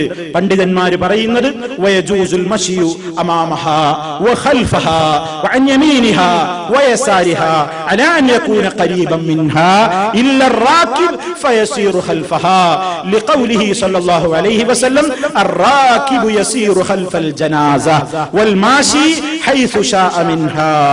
എന്താണ് പറയുന്നത്? ജനാസ വഹിച്ചുകൊണ്ടുള്ള യാത്രയിൽ, മയ്യത്ത് കട്ടിലിൽ ജനാസയും വഹിച്ചുകൊണ്ട് പോകുമ്പോ ആളുകൾ നടക്കേണ്ടത് മുന്നിലാണോ പിന്നിലാണോ എന്നൊക്കെ അഭിപ്രായ വ്യത്യാസമുണ്ട്. മുന്നിലും നടക്കൽ അനുവദനീയമാണ്, പിന്നിൽ നടക്കലും അനുവദനീയമാണ്. മയ്യത്ത് കട്ടിലിന്റെ വലതുഭാഗത്തും നടക്കാം, ഇടതുഭാഗത്തും നടക്കാം. പക്ഷേ ജനാസയുമായി അടുത്ത ആവലായപ്പോഴും നല്ലത് ഇല്ല റാക്കിബു, വാഹനത്തിൽ ആരെങ്കിലും യാത്ര ചെയ്യുന്നുണ്ടെങ്കിൽ ഒഴികെ അവൻ അതിന്റെ പിന്നിലാണ് യാത്ര ചെയ്യേണ്ടത്. കാരണം നബി സല്ലല്ലാഹു അലൈഹി വസല്ലം പറഞ്ഞിട്ടുണ്ട്, അർറാകിബു യസീറു ഖൽഫൽ ജനാസ, ജനാസയുടെ പിന്നിലാണ് വാഹനത്തിലേറിയവൻ സഞ്ചരിക്കേണ്ടത്. വൽ മാശി, നടന്നു പോകുന്നവനോ ഹൈസു ശാഅ മിൻഹാ, ഉദ്ദേശിക്കുന്നിടത്തൊക്കെ അവന് നടക്കാം. അഥവാ ഖൽഫഹാ വ അമാമഹാ വ അൻ യമീനിഹാ വ അൻ യസാരിഹാ ഖരീബൻ മിൻഹാ, ജനാസയുടെ അടുത്ത് ഇങ്ങനെ ചുറ്റിപ്പറ്റുന്ന നിലക്ക് ഇങ്ങനെ ഒപ്പം പോവുക. അത് ഏറ്റവും പ്രാധാന്യം എന്താണ്? മുന്നിലും പിന്നിലും ഒക്കെ നടക്കാമെങ്കിലും ഏറ്റവും ശ്രേഷ്ഠകരമായത് പിന്നിൽ നടക്കലാണ്. കാരണം നബി സല്ലല്ലാഹു അലൈഹി വസല്ലമിന്റെ വാക്കിനോട് ഏറെ യോജിക്കുന്നത് ആ നടത്തമാണ്. കാരണം പ്രവാചകൻ തിരുമേനി സല്ലല്ലാഹു അലൈഹി വസല്ലം പറഞ്ഞത് വത്തബിഉൽ ജനായിസ, നിങ്ങൾ ജനാസയെ പിന്തുടരൂ എന്നാണല്ലോ, നിങ്ങൾ ജനാസയെ അനുഗമിക്കൂ എന്നാണല്ലോ. അപ്പൊ ജനാസയെ പിന്തുടരുക എന്നത് വാക്കർത്ഥത്തിൽ തന്നെ പാലിക്കപ്പെടണമെങ്കിൽ ജനാസയുടെ പിന്നിൽ തുടരലാണ്, ജനാസയുടെ പിന്നിൽ നടക്കലാണ് ഏറ്റവും ശ്രേഷ്ഠകരമായ കാര്യം. ആ നിലക്കുള്ള ചില റിപ്പോർട്ടുകളൊക്കെ സഹാബിമാരിൽ നിന്നും നമുക്ക് കാണുവാൻ സാധിക്കും. അലി റളിയല്ലാഹു തആല അൻഹു ഒക്കെ അതിന്റെ പ്രാധാന്യം എടുത്തു പറയുന്നുണ്ട്. അൽ മശിയു ഖൽഫഹാ അഫ്ളലു മിനൽ മശി അമാമഹാ, ജനാസയുടെ മുന്നിൽ നടക്കുന്നതിനേക്കാൾ ശ്രേഷ്ഠകരമായത് ജനാസയുടെ പിന്നിൽ നടക്കലാണ്. ആ നിലയ്ക്ക് അലി റളിയല്ലാഹു അൻഹുവിൽ നിന്നുള്ള ചില റിപ്പോർട്ടുകൾ കാണാൻ സാധിക്കും. അതേ അവസരത്തിൽ വാഹനപ്പുറത്ത് പോകുന്നതിനെ സംബന്ധിച്ച് അത് നല്ലതല്ല. ജനാസയുടെ പിന്നാലെ പോകുമ്പോൾ വാഹനത്തിലേറിപ്പോകൽ നല്ലതല്ല. അനുവദിക്കപ്പെട്ടതാണെങ്കിലും അത് നല്ലതല്ല. നബി സല്ലല്ലാഹു അലൈഹി വസല്ലം ഒരിക്കൽ ഒരു ജനാസയുടെ കൂടെ നടക്കുമ്പോ ഉത്തിയ ബിദാബ, അന്നത്തെ വാഹനം നട മൃഗാണല്ലോ, ഒരു മൃഗം കൊണ്ടുവരപ്പെട്ടു. നബി സല്ലല്ലാഹു അലൈഹി വസല്ലമിനോട് പറഞ്ഞു, പ്രവാചകരെ, അങ്ങ് ഇതിന്മേൽ യാത്ര ചെയ്തോളൂ. ഫഅബാ അൻ യർകബഹാ, അവിടുന്ന് അതിന്മേൽ കയറാൻ വിസമ്മതിച്ചു, അവിടുന്ന് ആ വാഹനപ്പുറത്തേറാൻ വിസമ്മതിച്ചു. ഫലമ്മൻ സറഫ, അങ്ങനെ ജനാസ അടക്കമൊക്കെ കഴിഞ്ഞതിന്റെ ശേഷം ഉത്തിയ ബിദാബ, അതേ മൃഗം കൊണ്ടുവരപ്പെട്ടപ്പോൾ ഫറകിബ, അവിടുന്ന് തിരിച്ചു വരുമ്പോ വാഹനത്തിൽ ഏറുകയും ചെയ്തു. ഫഖീല ലഹു, അപ്പൊ നബി സല്ലല്ലാഹു അലൈഹി വസല്ലമിനോട് ചോദിക്കപ്പെട്ടു, എന്താണ് പ്രവാചകരെ, അങ്ങ് അങ്ങോട്ട് പോകുമ്പോൾ ചെയ്തില്ലല്ലോ, ഇങ്ങോട്ട് വന്നപ്പോൾ വാഹനത്തിൽ കയറിയല്ലോ, എന്താണ് ഈ വ്യത്യാസത്തിന്റെ കാരണം? സഹാബിമാരങ്ങനെയാണല്ലോ, അവർക്ക് സംശയം തോന്നിയാൽ ദീനല്ലേ പഠിക്കാനുള്ള ആവേശം. നബി സല്ലല്ലാഹു അലൈഹി വസല്ലം പറഞ്ഞു കൊടുത്തു, ഇന്നൽ മലായികത കാനത് തംശീ فلما كل يركب وهم يمشون فلما ذهبوا ركبتوا. അല്ലാഹുവിന്റെ മലക്കുകളതാ ജനാസയുടെ കൂടെ പോകുമ്പോൾ അവര് നടത്തത്തിലാണ്. അവര് നടന്നു പോകുന്നിടത്ത്, മലക്കുകൾ നടന്നു പോകുന്നിടത്ത് വാഹനത്തിലേറാൻ എനിക്ക് മനസ്സ് വന്നില്ല. അതേ അവസരത്തിൽ അവരൊക്കെ അതുമായി ബന്ധപ്പെട്ട കാര്യങ്ങൾ കഴിഞ്ഞപ്പോൾ പിരിഞ്ഞുപോയി. ഫലമ്മാ ദഹബു, അവരൊക്കെ പിരിഞ്ഞുപോയപ്പോൾ റകിബതു, തിരിച്ചു വരുമ്പോൾ ഞാൻ വാഹനത്തിലേറുകയും ചെയ്തു. അപ്പൊ അതുകൊണ്ട് തിരിച്ചു പോരുമ്പോ വാഹനത്തിൽ യാത്ര ചെയ്യുന്നത് അനുവദനീയാണ്. അങ്ങോട്ട് പോകുമ്പോ വാഹനത്തിലേറുന്നത് കറാഹത്താണ്, ഇങ്ങോട്ട് വരുമ്പോ വാഹനത്തിലേറുന്നത് കറാഹത്ത് പോലും ഇല്ലാത്ത ജായിസാണ് എന്നാണ് ഇപ്പോ പറഞ്ഞതിന്റെ അർത്ഥം. ആ രൂപത്തിലുള്ള വേറെയും റിപ്പോർട്ടുകൾ പ്രിയപ്പെട്ടവരെ നമുക്ക് സഹീഹായ സംഭവങ്ങളിൽ കാണുവാൻ സാധിക്കുന്നു. അപ്പോ ജനാസയുടെ മുന്നിൽ നടക്കലും പിന്നിൽ നടക്കലും അതുപോലെ തന്നെ അതുമായി ബന്ധപ്പെട്ട കാര്യങ്ങളുമൊക്കെ ഇതാണ് അതുമായി നമ്മൾ മനസ്സിലാക്കിയിരിക്കേണ്ട കാര്യങ്ങൾ. പിന്നെ പ്രിയപ്പെട്ടവരെ, ജനാസ കാണുന്ന അവസരത്തിൽ എഴുന്നേറ്റ് നിൽക്കേണ്ടതുണ്ടോ? നമ്മുടെ സമീപത്തുകൂടെ ഒരു ജനാസ കടന്നു പോവുകയാണ്. അങ്ങനെ ജനാസ കടന്നു പോകുന്ന നേരത്ത് എന്താണ് നാം ആ ഘട്ടത്തിൽ പാലിക്കേണ്ടുന്ന മര്യാദ? നബി സല്ലല്ലാഹു അലൈഹി വസല്ലം ഒരിക്കൽ ഒരു ജനാസ കണ്ടപ്പോൾ എഴുന്നേറ്റ് നിന്നിട്ടുണ്ട്. പിന്നീട് പ്രവാചകൻ അത് ഒഴിവാക്കിയിട്ടുമുണ്ട്. അപ്പൊ അതിന്റെ അടിസ്ഥാനത്തിൽ ജനാസ കാണുമ്പോൾ എഴുന്നേറ്റ് നിൽക്കൽ മുമ്പുണ്ടായിരുന്ന സമ്പ്രദായമാണെന്നും ഇപ്പോൾ അങ്ങനെ എഴുന്നേറ്റ് നിൽക്കേണ്ടതില്ല എന്നും അഭിപ്രായപ്പെടുന്ന പണ്ഡിതന്മാരുണ്ട്. അതേ അവസരത്തിൽ ഈ രണ്ട് സംഭവങ്ങളെയും ഒരുമിച്ച് ചേർത്തുകൊണ്ട് പണ്ഡിതൻ ലോകം എത്തിയിട്ടുള്ള ചില അഭിപ്രായങ്ങളുമുണ്ട്. ഒന്ന് ഞാൻ നിങ്ങളെ കേൾപ്പിക്കാം. അർറാജിഹു അന്നൽ ഇൻസാന ഇദാ മറത് ബിഹിൽ ജനാസ ഖാമ ലഹാ. ഒരാളുടെ സമീപത്തുകൂടെ ഒരു ജനാസ കടന്നു പോവുകയാണെങ്കിൽ എഴുന്നേറ്റ് നിൽക്കലാണ് നല്ലത്. ലിഅന്ന നബിയ സല്ലല്ലാഹു അലൈഹി വസല്ലമ അമറ ബിദാലിക വഫഅലഹു വൈളാ. അല്ലാഹുവിന്റെ റസൂൽ അതുകൊണ്ട് കൽപ്പിച്ചിട്ടുമുണ്ട്, അവിടുന്ന് അത് ചെയ്തിട്ടുമുണ്ട്. പക്ഷേ സുമ്മ തറകഹു, പിന്നീട് നബി തിരുമേനി അത് ഉപേക്ഷിച്ചിട്ടുമുണ്ട്. വൽ ജംഉ ബൈന ഫിഅലിഹി വതർകിഹി, അവിടുത്തെ പ്രവൃത്തി ഒരിക്കലുണ്ടായി, ഒരിക്കൽ അവിടുന്ന് ഉപേക്ഷിക്കുകയും ചെയ്തത്. കൂട്ടിയോജിപ്പിക്കുമ്പോൾ അന്ന തർകഹു, അവിടുന്ന് ഒരു കാര്യം ഉപേക്ഷ വരുത്തിയത് എന്തിനാണ്? ഒരിക്കൽ നബി എഴുന്നേറ്റില്ല എന്ന് പറഞ്ഞില്ലേ, അതെന്തിനാണെന്നാണ് നമ്മൾ മനസ്സിലാക്കേണ്ടത്. ലിയുബയ്യിന, വ്യക്തമാക്കി തരാൻ വേണ്ടിയാണ്. അന്നൽ ഖിയാമ ലൈസ ബിവാജിബിൻ, ജനാസ കാണുമ്പോഴൊക്കെ എഴുന്നേറ്റ് നിൽക്കൽ വാജിബാണ്, ഒരു നിർബന്ധാണ്, തെറ്റിദ്ധരിക്കാതിരിക്കാനാണ്. ചില ഘട്ടത്തിൽ നബി സല്ലല്ലാഹു അലൈഹി വസല്ലം എഴുന്നേറ്റ് നിന്നിട്ടില്ല. അപ്പൊ അതുകൊണ്ട് അങ്ങനെ എഴുന്നേറ്റ് നിൽക്കാം. എഴുന്നേറ്റ് നിൽക്കുന്നത് നിർബന്ധമൊന്നുമല്ല. ആരെങ്കിലും അങ്ങനെ എഴുന്നേറ്റ് നിന്നില്ലെങ്കിൽ അവനൊരു മഹാപാപം ചെയ്തു, അല്ലെങ്കിൽ ഒരു വാജിബായ കാര്യം നഷ്ടപ്പെടുത്തി, ഒരു ഹറാമ് ചെയ്തു എന്നൊന്നും പറയാൻ വകുപ്പില്ല എന്ന് ഇന്ന് ആധുനിക ലോകത്ത് അറിയപ്പെടുന്ന പല പണ്ഡിതന്മാരുടെയും ഫത്വ ശേഖരങ്ങളിൽ നമുക്ക് ഈ അഭിപ്രായങ്ങൾ കാണാൻ സാധിക്കും. അപ്പോ നബി സല്ലല്ലാഹു അലൈഹി വസല്ലമിന്റെ കാലത്ത് അങ്ങനെ എഴുന്നേറ്റ് നിന്നു എന്നുള്ളത് കൊണ്ട് അങ്ങനെ എഴുന്നേറ്റ് നിൽക്കുന്നത് നല്ലതാണ്, എന്നാൽ നിർബന്ധമല്ല എന്ന് അഭിപ്രായപ്പെടുന്നവരും, അതേ അവസരത്തിൽ അങ്ങനെ ഒരു പ്രത്യേകതയൊന്നും അതിനില്ല, വേണമെങ്കിൽ എഴുന്നേൽക്കാം ആദരിച്ചുകൊണ്ട് എന്നഭിപ്രായപ്പെട്ടവരും ഒക്കെ പണ്ഡിത ലോകത്തുണ്ട് എന്ന് നമ്മൾ മനസ്സിലാക്കുക. നബി സല്ലല്ലാഹു അലൈഹി വസല്ലമിന്റെ കാലത്ത് ഒരിക്കൽ ഖൈസ് റളിയല്ലാഹു അൻഹു സഹ്ൽ റളിയല്ലാഹു അൻഹു കൂടെ ഖാദിസിയ എന്ന് പറയുന്ന പ്രദേശത്ത് ഇരിക്കുന്ന നേരത്തെ ഒരു ജനാസ അതിലൂടെ കടന്നുപോയപ്പോ ഈ രണ്ട് സഹാബിമാരും എഴുന്നേറ്റുന്നപ്പോ അവരോട് പറയപ്പെട്ടു, അവരിങ്ങനെ മുസ്ലിമീങ്ങളൊന്നും അല്ലല്ലോ, മുസ്ലിമീങ്ങളല്ലാത്തവരുടെ ജനാസ കാണുമ്പോൾ അങ്ങനെ നീക്കേണ്ട കാര്യമുണ്ടോ? അപ്പൊ അവർ രണ്ടാളും പറഞ്ഞു, അള്ളാന്റെ റസൂലിന്റെ കാലത്തൊരു യഹൂദിയുടെ ജനാസ കടന്നുപോയപ്പോ അവിടുന്ന് എഴുന്നേറ്റ് നിന്നപ്പോ അതൊരു യഹൂദിയല്ല നബിയെ എന്ന് ചോദിച്ചപ്പോൾ അലൈസത്ത് നഫ്സ, എന്താ ജൂതനും മനുഷ്യനല്ലേ, അതും ഒരു ആത്മാവ് തന്നെയല്ലേ എന്ന് അവിടുന്ന് പ്രതികരിച്ചിട്ടുണ്ട് ഒരിക്കൽ. അത് ഞങ്ങൾ ഓർക്കുന്നു. അതുകൊണ്ട് അങ്ങനെ അമുസ്ലിമാണെങ്കിലും ജനാസ കടന്നു പോകുന്നത് അമുസ്ലിമിന്റേതാണെങ്കിലും എഴുന്നേറ്റ് നിൽക്കുന്നുവെങ്കിൽ അതൊരു തെറ്റല്ല, അതൊരു വെറുക്കപ്പെട്ട സംഗതിയല്ല. കാരണം മുസ്ലിമോ അമുസ്ലിമോ എന്നല്ല, ആരായാലും മരണമല്ലേ നടന്നത്, മനുഷ്യന്റെ അന്ത്യമാണല്ലോ നടന്നത്. ഇനി എന്താണ് സംഭവിക്കാൻ പോകുന്നത്? ആ ഒരു മാനസികമായ അവസ്ഥ കാരണത്താൽ പെട്ടെന്ന് മനുഷ്യൻ എഴുന്നേറ്റ് പോവുകയാണ് എന്ന് അവരവിടെ പഠിപ്പിക്കുകയാണ്. പിന്നെ പ്രിയപ്പെട്ടവരെ, ഇത് നമ്മൾ മനസ്സിലാക്കിയിരിക്കേണ്ട ഒരു ചെറിയൊരു കാര്യം, ജനാസ കുളിപ്പിച്ച ആളുകൾ കുളിക്കൽ സുന്നത്തുണ്ടോ ഇല്ലേ എന്നൊരു ചർച്ചയുണ്ട്. ചില പണ്ഡിതന്മാർ പറയുന്നു നിർബന്ധമൊന്നുമില്ല, കുളിക്കുകയാണെങ്കിൽ നല്ലതാണ്. അതുപോലെ തന്നെ ജനാസ വഹിച്ച ആളുകൾ അവർക്കും വുദു എടുക്കൽ സുന്നത്തുണ്ട്. മൻ ഗസ്സല മയ്യിതൻ, ആരെങ്കിലും ഒരു മയ്യിത്തിനെ കുളിപ്പിച്ചാൽ അവൻ കുളിക്കട്ടെ. വമൻ ഹമലഹു ഫൽയതവല്ല, ആരെങ്കിലും ഒരു ജനാസ ചുമന്നുകൊണ്ട് പോയാൽ അവൻ വുദു ചെയ്യട്ടെ. ഇതൊന്നും നിർബന്ധത്തെ കുറിക്കാനല്ല, അങ്ങനെയൊക്കെ ചെയ്യുന്നുവെങ്കിൽ അത് നല്ലതാണ് എന്ന് അഭിപ്രായപ്പെട്ടിട്ടുള്ള ധാരാളം പണ്ഡിതന്മാരെ നമുക്ക് കാണുവാൻ സാധിക്കും. പിന്നെ പ്രിയപ്പെട്ടവരെ, കഴിഞ്ഞ ക്ലാസ്സിൽ നമുക്ക് സൂചിപ്പിക്കാൻ വിട്ടുപോയ ഒന്ന് രണ്ട് കാര്യങ്ങളുണ്ട്. നമ്മുടെയൊക്കെ നാടുകളിൽ നിന്ന് പലരും മരണപ്പെട്ടു കഴിഞ്ഞാൽ ആ ജനാസയുടെ മുകളിൽ പുഷ്പചക്രം കൊണ്ടുവന്ന് വെക്കുന്ന ഏർപ്പാടുകളുണ്ട്. പുഷ്പം കൊണ്ട് റീത്ത് സമർപ്പിക്കുന്ന ആളുകൾ, രാഷ്ട്രീയത്തിന്റെ പല രൂപത്തിലുള്ള പല ചടങ്ങുകളും പലരും ചെയ്യാറുണ്ട്. ആ ഉള്ള വസ്ത്രത്തിന്റെ മീതെ പിന്നെയും കുറെ വസ്ത്രങ്ങൾ കൊണ്ടുവന്ന് പുതപ്പിക്കുന്നവർ, രാഷ്ട്രീയ പതാകകൾ കൊണ്ടുവന്ന് പുതപ്പിക്കുന്ന ആളുകൾ, പുഷ്പചക്രവും റീത്തുമൊക്കെ സമർപ്പിക്കുന്ന ആളുകൾ. ഇങ്ങനെയുള്ള ചടങ്ങുകളൊക്കെ നടക്കുമ്പോൾ സമൂഹത്തിൽ ബന്ധപ്പെട്ട ആളുകളോട് പറയുക, അതൊക്കെ അവിടെ വാങ്ങിവെക്ക, അവിടെ വേറെ ഇരുന്നോട്ടെ. ഈ ജനാസയിന്മേൽ അതൊന്നും ചെയ്യാൻ അനുവദിച്ചുകൂടാ. മഹാനായ നബി സല്ലല്ലാഹു അലൈഹി വസല്ലമിന്റെ ശരീരത്തിൽ സഹാബിമാരാരും റീത്ത് സമർപ്പിച്ചിട്ടില്ല, അവരാരും ഒരു പുഷ്പചക്രം കൊണ്ടുവന്ന് സമർപ്പിച്ചിട്ടില്ല. അതുപോലെ തന്നെ നേതാക്കന്മാരുടെ മരണത്തോടനുബന്ധിച്ച് കടകളൊക്കെ അടച്ച് ജോലികളൊക്കെ മുടക്കിക്കൊണ്ട് ഹർത്താൽ ആചരിക്കുന്ന ആ രൂപത്തിലുള്ള സംവിധാനങ്ങൾ. ഒരാൾ മരണപ്പെട്ട ദിവസം ഒരാൾക്കും ഹോസ്പിറ്റലിൽ പോകാൻ ബുദ്ധിമുട്ടുണ്ടായിക്കൂടാ.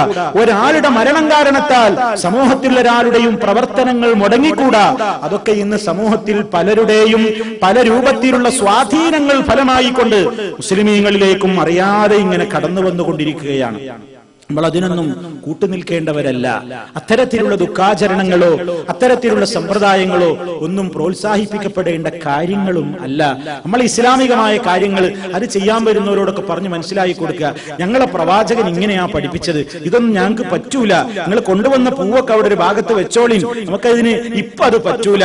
ആ നിലക്ക് അതുപോലെ തന്നെ അള്ളാന്റെ റസൂല് അല്ലെങ്കിൽ സഹാബിമാർ ആരുടെയെങ്കിലും ഒരു മരണത്തിന്റെ പേരിൽ മദീനയിലെ ഒരൊറ്റ പീടികയും അടച്ചു ില്ല. നമ്മൾ മനസ്സിലാക്കണം. അപ്പൊ ആ രൂപത്തിലുള്ള ഒരു ദുഃഖാചരണങ്ങളോ മറ്റു കാര്യങ്ങളോ ഒന്നും ഒരു പ്രോത്സാഹിപ്പിക്കപ്പെടേണ്ട കാര്യങ്ങളല്ല എന്നുകൂടി സാന്ദർഭികമായിട്ട് ഉണർത്തുകയാണ്. അപ്പൊ പ്രിയപ്പെട്ടവരെ, ഇതുമായി ബന്ധപ്പെട്ട ഇത്തരം കാര്യങ്ങൾ നമ്മുടെയൊക്കെ സജീവമായ ശ്രദ്ധയിൽ ഉണ്ടാകണം എന്നാണ് ഈ അവസരത്തിൽ ഓർമ്മപ്പെടുത്തുവാനുള്ളത്. ഇനി ജനാസ നമസ്കാരത്തെ സംബന്ധിച്ച് പറയുമ്പോൾ പ്രിയപ്പെട്ടവരെ, ഫർള് കിഫയാണ് ജനാസ നമസ്കരിക്കൽ എന്ന് നമുക്ക് എല്ലാവർക്കും അറിയാം. ഫർള് കിഫായ എന്ന് പറഞ്ഞാൽ നമ്മൾ മുമ്പേ പറഞ്ഞിട്ടുണ്ട്, സമൂഹത്തിൽ എല്ലാവരും ചെയ്യൽ നിർബന്ധമാണ്. പക്ഷെ ആരെങ്കിലും ഒരാൾ ചെയ്താൽ തന്നെ സമൂഹം കുറ്റത്തുനിന്ന് ഒഴിവായി ചെയ്തവർക്കേ അതിന്റെ പ്രതിഫലം കിട്ടൂ. അങ്ങനെ അതിനാണ് സാമൂഹ്യ ബാധ്യത എന്ന് നമ്മൾ പറയുന്നത്. അറബിയിൽ അതിന് നമ്മൾ ഫർള് കിഫായ എന്ന് നമ്മൾ പറയാറുണ്ട്. അതാണ് ജനാസ നമസ്കാരത്തിന്റെയും വിധി അത് തന്നെയാണ്. ധാരാളം ജനാസയുണ്ട് എന്ന് വിചാരിക്കുക, വേറെ വേറെ നിസ്കരിക്കാൻ സമയമുണ്ടെങ്കിൽ തെറ്റൊന്നുമല്ല. ഓരോ ജനാസക്കും വേണ്ടി സെപ്പറേറ്റ് വേറെ വേറെ നിസ്കരിക്കുക എന്ന് പറയുന്നത് തെറ്റല്ല. എന്നാൽ ഒന്നിച്ച് കൂടുതൽ ജനാസയുള്ളപ്പോ ഒന്നിച്ച് ഒറ്റ നമസ്കാരം നിർവഹിച്ചാലും മതി. അങ്ങനെ വരുന്ന അവസരത്തിൽ ഇപ്പൊ കുറെ സ്ത്രീകളുടെ ജനാസയുണ്ട്, കുറെ പുരുഷന്മാരുടെ ജനാസയുണ്ട്. അത്തരം ഘട്ടങ്ങളിൽ എന്താണ് ഇമാമിന്റെ തൊട്ടടുത്ത് വെക്കേണ്ട മയ്യത്തിന്റെ തെർത്തീബ് എങ്ങനെയാണ് നമ്മൾ മനസ്സിലാക്കിയിരിക്കേണ്ടതുണ്ട്. കുറെ ജനാസകളുണ്ട്, അതിൽ പുരുഷന്മാരുണ്ട്, സ്ത്രീകളുണ്ട്. അപ്പൊ ഇമാമിന്റെ നേരെ മുമ്പിൽ വെക്കേണ്ട ജനാസ ആരുടേതാണ്? പുരുഷന്റെ ജനാസയാണ് വെക്കേണ്ടത്. പുരുഷന്മാരുടെ ജനാസയൊക്കെ കഴിഞ്ഞിട്ട് ഖിബിലയോട് കൂടുതൽ അടുത്ത സ്ഥലത്തേക്കാണ് ആരുടേത് വെക്കേണ്ടത്? സ്ത്രീകളുടെ ജനാസ വെക്കേണ്ടത്. അത് ചെറിയ പെൺകുട്ടികളാണെങ്കിലും ശരി, ഇമാമിന്റെ അടുത്ത് വെക്കേണ്ടത് ചെറിയ ആൺകുട്ടിയാണെങ്കിലും അതാണ് മുന്തിക്കേണ്ടത്. പെൺകുട്ടികളുടെയാണെങ്കിലും സ്ത്രീകളുടേതാണെങ്കിലും ഇമാമിൽ നിന്ന് കുറെ ദൂരെയായിട്ടാണ് വെക്കേണ്ടത്. ആദ്യം വെക്കേണ്ടത് പുരുഷന്മാരുടേതാണ്. ആൺകുട്ടികളായിരുന്നാലും ശരി അങ്ങനെ തന്നെയാണ് എന്നാണ് ആ വിഷയത്തിൽ നമുക്ക് പണ്ഡിതന്മാർ പ്രമാണങ്ങൾ ഉദ്ധരിച്ചുകൊണ്ട് തന്നെ പറഞ്ഞിട്ടുള്ളത്. പിന്നെ ജനാസ നമസ്കാരം എവിടെ വെച്ചെല്ലാം ആവാം. പള്ളിയിൽ വെച്ചും ജനാസ നമസ്കരിക്കാം, പൊതു മൈതാനത്ത് പൊതുസ്ഥലത്ത് വെച്ചും ജനാസ നമസ്കരിക്കാം. എന്താ ഇങ്ങനെയൊക്കെ പറയാൻ കാരണം, ചില മദ്ഹബുകളിലൊക്കെ പള്ളിയിലേക്ക് ജനാസ കയറ്റാനേ പാടില്ല എന്നാ നിയമം. നമ്മൾ മനസ്സിലാക്കണം. ചില മദ്ഹബുകളിലേക്ക് കടന്നു നോക്കിയാൽ ചില മദ്ഹബ് അടിസ്ഥാനത്തിൽ ഹനഫി മദ്ഹബിലൊക്കെ ജനാസ പള്ളിന്റെ ഉള്ളിലേക്ക് കയറ്റി പള്ളിന്റെ ഉള്ളിൽ നിന്ന് ജനാസ നിസ്കരിക്കാനേ പാടില്ല. പള്ളിന്റെ ഉള്ളിൽ നിന്ന് ജനാസ നിസ്കരിച്ചാൽ നിസ്കാരം തന്നെ സ്വീകാര്യാവൂല എന്നൊക്കെ പറഞ്ഞ തീവ്രമായ വാദങ്ങൾ പ്രകടിപ്പിക്കപ്പെട്ടിട്ടുള്ള മദ്ഹബുകളുണ്ട്.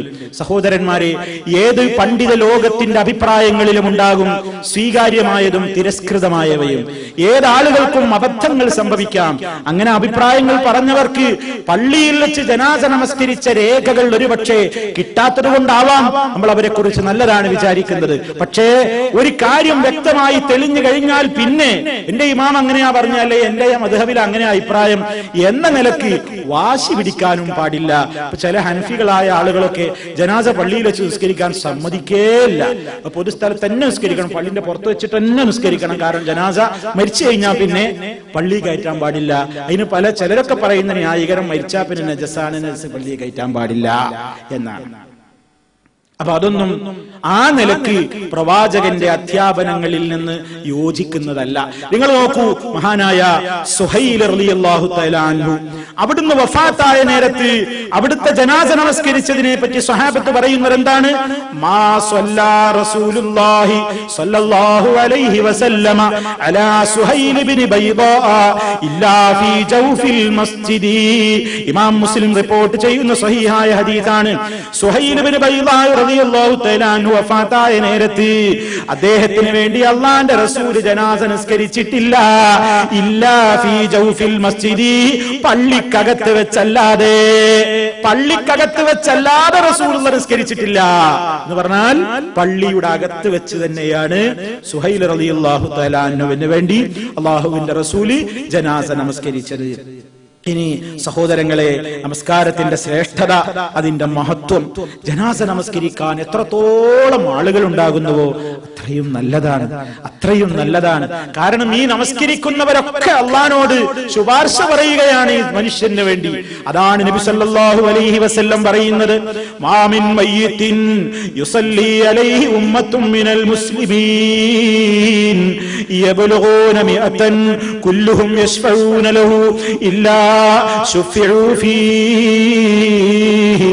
ഏതൊരു മുസ്ലിമാവട്ടെ, ആ മുസ്ലിമായ മയ്യത്തിന് വേണ്ടിയതാ മുസ്ലിം സമൂഹത്തിൽപ്പെട്ട ഒരു 100 ആളുകളോളം നമസ്കരിക്കുന്നു. ഒരു 100 ആൾ വരുന്ന ഒരു സമൂഹം ഏതെങ്കിലും ഒരു മയ്യത്തിന് വേണ്ടി നിസ്കരിക്കുന്നുവെങ്കിൽ അതാ കുല്ലുഹും യശ്ഫഊന ലഹു, എല്ലാവരും ഈ സഹോദരന് വേണ്ടി, ഈ സഹോദരിക്ക് വേണ്ടി അല്ലാഹുവിനോട് ശുപാർശ ചോദിക്കുന്നുവല്ലോ.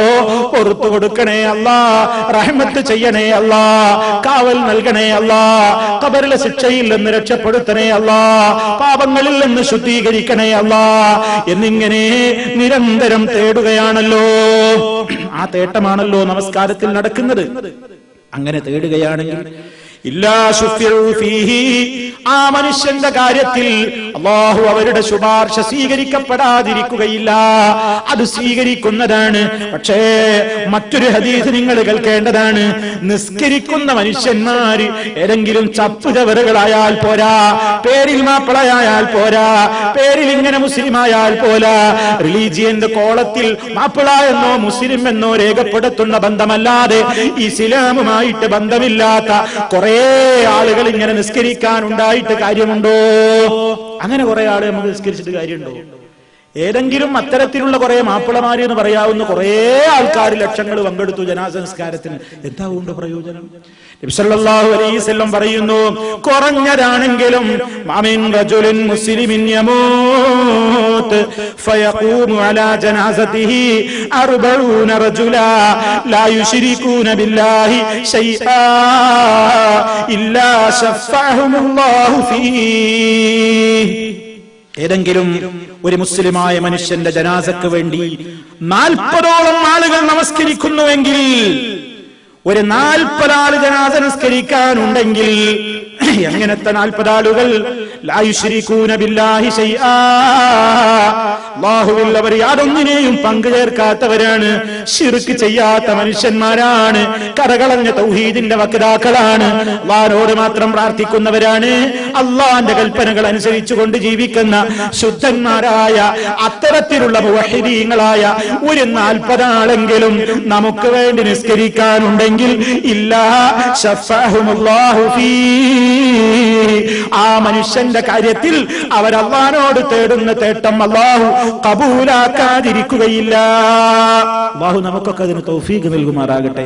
പ്രിയപ്പെട്ടവരെ, ജനാസ നമസ്കാരത്തിന് മഹാന്മാരായ ആളുകളെ നമുക്ക് കിട്ടുക എന്ന് പറഞ്ഞാൽ നമ്മുടെ ജനാസയിൽ പങ്കെടുക്കാനും അതിൽ നമസ്കരിക്കാനും ഒക്കെ പരലോക ഭയമുള്ള പടച്ചവനെ പേടിയുള്ള മുവഹ്ഹിദുകളായ ശിർക്ക് ചെയ്യാത്ത തെമ്മാടികളല്ലാത്ത നല്ലവരായ ആളുകളെ കിട്ടുക എന്ന് പറയുന്നത് മഹാഭാഗ്യമാണ്.